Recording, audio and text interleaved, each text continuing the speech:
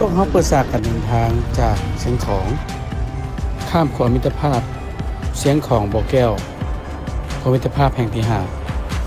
แล่นตามทางเลข3หรือหลายคนฮู้ในนามอาเซียนไฮเวย์ตัดไปลงน้ำทาเพื่อออกไปบ่อเต็น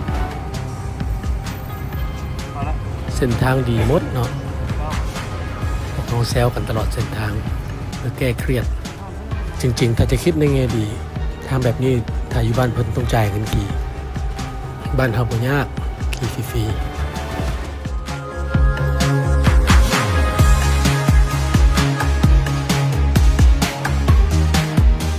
บ่บอกกับฮู้ว่านี่แม่นประเทศจีนแล้ว12 ปันนาขอต้อนรับ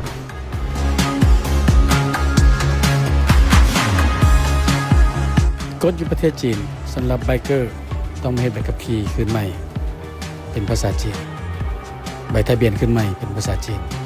และมีการแนะนำเกี่ยวกับเรื่องการขับรถกฎจราจรเพื่อความปลอดภัยและหลีกเลี่ยงอุบัติเหตุ